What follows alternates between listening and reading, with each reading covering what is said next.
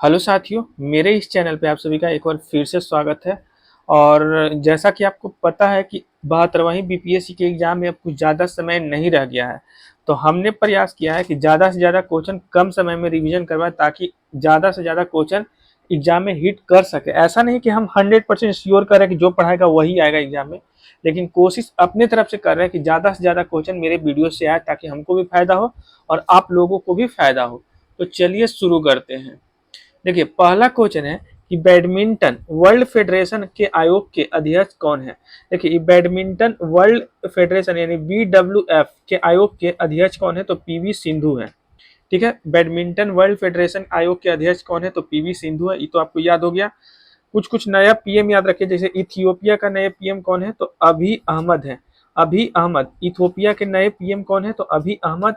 Denmark के नए PM है मेटे फेडरिकसन। फेडरिक्सन। और एक देश है सेनेगल, इसके जो नए पीएम है वो है अहमदो अल अमीनो लो। ये तीनों याद रखिए। देखिए, इथियोपिया पहले याद कीजिए, इथियोपिया के तो अभी अहमद। इथियोपिया के लोग अभी आए हैं तो इथियोपिया अभी अहमद। ठीक है, डेनमार्क के मेटे फेडरिकसन। और सेनेगल के हैं अहमदो अल अमीनो लो। ये तीनों याद रखिएगा, नया है इसलिए हो सकता है एग्जाम में आ जाए।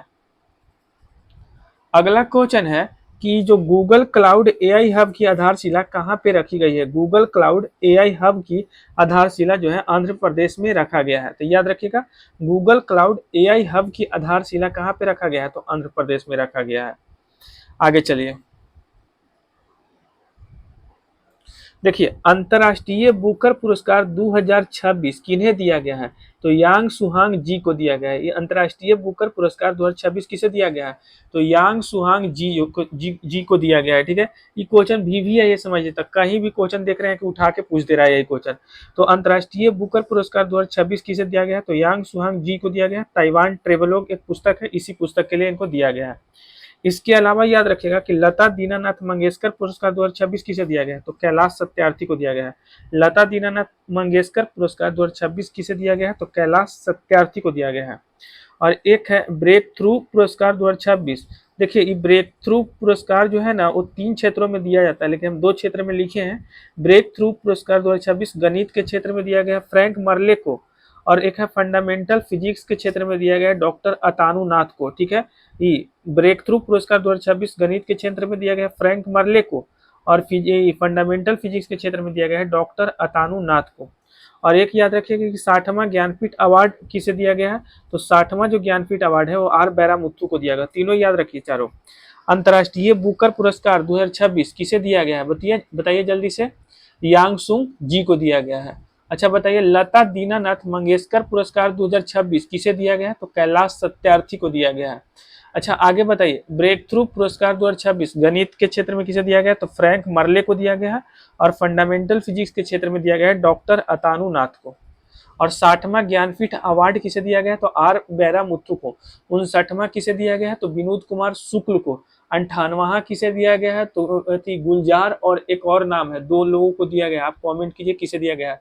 हाँ, एक बाबा है, उन्हीं को दिया गया है। ठीक है, आप लोग कमेंट कीजिए किनको दिया गया है। चलिए आगे। अगला क्वेश्चन है कि 2028 में नेशनल यूथ गेम होगा। ठीक है, तो 2028 का जो नेशनल यूथ गेम है इसका मेजबानी अपना राज्य बिहार ही करेगा। ठीक है, 2028 में जो नेशनल यूथ गेम होगा इसका मेजबानी अपना राज्य बिहार करेगा। इसके अलावा जो प्रधानमंत्री राष्ट्रीय बाल पुरस्कार 2025 है इसमें 2 बिहारी को दिया गया है। पहला कमलेश कुमार को दिया गया है और दूसरा वैभव सूर्यवंशी को दिया गया है। तो प्रधानमंत्री राष्ट्रीय बाल पुरस्कार 2025 किसे किसे दिया गया है, तो कमलेश कुमार और वैभव सूर्यवंशी को दिया गया है।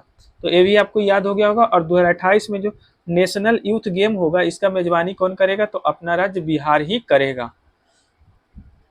देखिए अगला है ऑपरेशन नया सवेरा किससे जुड़ा हुआ है, तो ये ऑपरेशन जो नया सवेरा है वो मानव तस्करी को रोकने के लिए शुरू किया गया है। ऑपरेशन नया सवेरा किस लिए शुरू किया गया है, तो मानव तस्करी को रोकने के लिए। इसके अलावा बिहार राज्य का पहला 3D सौर मंडल लैब कहाँ पे स्थापित किया जाएगा। बिहार राज्य का बात हो रहा है। ठीक है, बिहार राज्य का पहला 3D सौर मंडल लैब कहाँ पे स्थापित किया जाएगा, तो सासाराम के बेलादी में।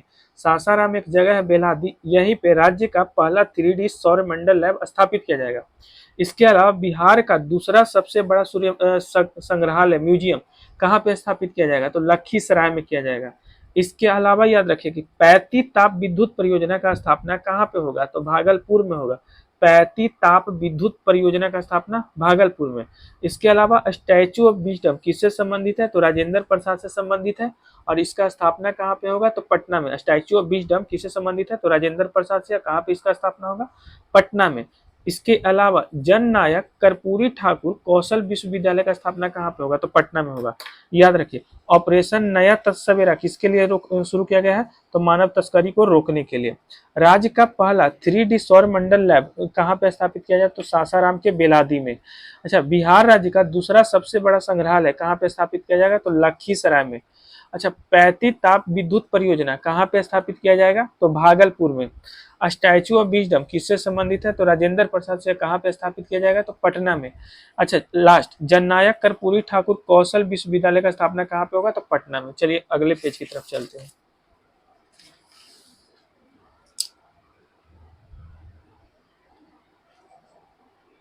अगला है global Prestige award. Global Prestige award किसे दिया गया है, तो हर्षवर्धन जी को दिया गया है। ये जो है ना यूके के संसद में दिए जाने वाला अवार्ड है जो कि भारतीयों को मिला है। तो ग्लोबल प्रेस्टीज अवार्ड जो कि यूके के संसद में प्राप्त करने वाले प्रथम भारतीय कौन से हैं, तो हर्षवर्धन जी हैं। इसके अलावा याद रखिएगा कि बार्टन अवार्ड 2026 किसे दिया गया है, बार्टन अवार्ड 2026 दिया गया सुहानी शेख। देखिए आपको थोड़ा ये सब नाम अजीब लग रहा होगा, लेकिन ये सब क्वेश्चन पूछा गया 2026 के एग्जाम में, अलग अलग एग्जाम में, वहीं से भी क्वेश्चन उठाए हैं सब। तो ग्लोबल प्रेस्टीज अवार्ड दिया गया है हर्षवर्धन जी को। बार्टन अवार्ड 2026 दिया गया सुभानी शेख को। द अर्थ प्राइज 2026 दिया गया मनोज शुक्ला को। मनोज शुक्ला को दिया गया अर्थ प्राइज 2026। सूर्य ज्योतना राष्ट्रीय संगीत पुरस्कार 2026 किसे दिया गया, तो लक्ष्मण कृष्णा राव को। ये सूर्य ज्योतना राष्ट्रीय संगीत पुरस्कार 2026 किसे दिया गया, तो लक्ष्मण कुमार राव को। इसके अलावा 35वां सरस्वती सम्मान जो कि 2025 में घोषणा हुआ था, 2026 में दिया गया था, तो राजकुमार मुखोपाध्याय को दिया गया था। और एक है स्टॉकहोम जल पुरस्कार 2026 जो कि काबेह मदानी को दिया गया है। याद रखिएगा ग्लोबल प्रेस्टीज अवार्ड किसे दिया गया है, तो हर्षवर्धन जी को। अच्छा, बार्टन अवार्ड 2026 किसे दिया गया है, तो सुभानी शेख को। अर्थ प्राइज 2026 किसे दिया गया है, तो मनोज शुक्ला को। अच्छा, सूर्य ज्योतना राष्ट्रीय पुरस्कार संगीत पुरस्कार 2026 किसे दिया गया, तो लक्ष्मण कुमार राव को। और 35वां सरस्वती सम्मान 2025 किसे दिया गया, तो राम कुमार मुखोपाध्याय को दिया गया है। और स्टॉकहोम जल पुरस्कार 2026 किसे दिया गया, तो कबाह मैदानी को दिया गया। स्क्रीनशॉट लीजिए, रट जाइए क्योंकि एक क्वेश्चन इधर से दिखेगा आपको।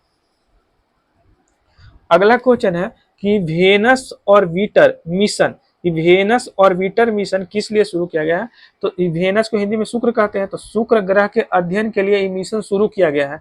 तो वेनस ऑर्बिटर मिशन किसके लिए शुरू किया गया है, तो शुक्र ग्रह के अध्ययन के लिए। और किसके किसके बीच में समझौता हुआ इस मिशन के लिए, तो भारत और स्वीडन एक देश है, इन दोनों देश के बीच में वेनस ऑर्बिटर मिशन के लिए समझौता हुआ है। क्वेश्चन पूछा गया है।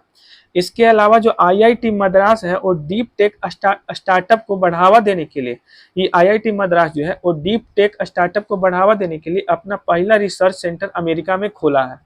ये बात याद रखिएगा कि IIT Madras deep tech startup को बढ़ावा देने के लिए अपना पहला सेंटर कहाँ खोला है, तो अमेरिका में। इसके अलावा ये जो दुनिया का पहला ऑप्टोसर उपग्रह कहाँ पे लॉन्च किया गया है, तो अपना देश भारत में ही। दुनिया का पहला ऑप्टोसर उपग्रह कहाँ पे लॉन्च किया गया है, तो भारत में। इसके अलावा भारत की पहली पोर्टेबल एमआरआई प्रणाली लागू करने वाला तो कौन सा संस्था बन गया, कि भारत की पहली पोर्टेबल एमआरआई प्रणाली लागू करने वाला दिल्ली का एम्स बन गया है, ये याद रखिएगा। इसके अलावा एक विक्रम वन से याद रखिए ना कि विक्रम वन है क्या, तो भारत का निजी रॉकेट है।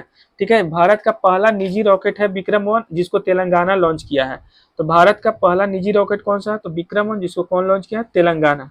इसके अलावा याद रखिएगा कि इसरो ने संयुक्त चंद्रयान 5 मिशन के लिए किस देश में स्थल मूल्यांकन शुरू किया है, तो जापान के साथ शुरू किया है। ठीक, और कुछ महत्वपूर्ण पुस्तक याद कर लीजिए जहां से क्वेश्चन एग्जाम में देखने को मिल सकता है। 4 स्टार ऑफ डेस्टिनी किसका पुस्तक है, तो मनोज मुकुंद नरवाने का है। 4 स्टार ऑफ डेस्टिनी किसका पुस्तक है, तो मनोज मुकुंद नरवाने का है। Red line red run operation Sindoor या इंडिया न्यू नॉर्मल, ये किसका पुस्तक है, तो उपेंद्र द्विवेदी का पुस्तक है। और एक है खुद पात ई मोदी किसका पुस्तक है? धर्मेंद्र प्रधान का। और अपनापन शिवराज सिंह चौहान का है। याद रखिएगा, अपनापन शिवराज सिंह चौहान। खुदापत ई मोदी धर्मेंद्र प्रधान का है। 4 star of destiny Manoj Mukund Naravane का है। और red line red run operation Sindoor India new normal किसका पुस्तक है? तो उपेंद्र द्विवेदी का है। गाइज, आप लोग को मेरा वीडियो कैसा लगा? चैनल को सब्सक्राइब करके और बेल आइकन को प्रेस करके जरूर बताइएगा। बाकी हम ऐसे ऐसे नोट्स लाते रहेंगे, आप लोग चैनल को सब्सक्राइब करके रखिएगा।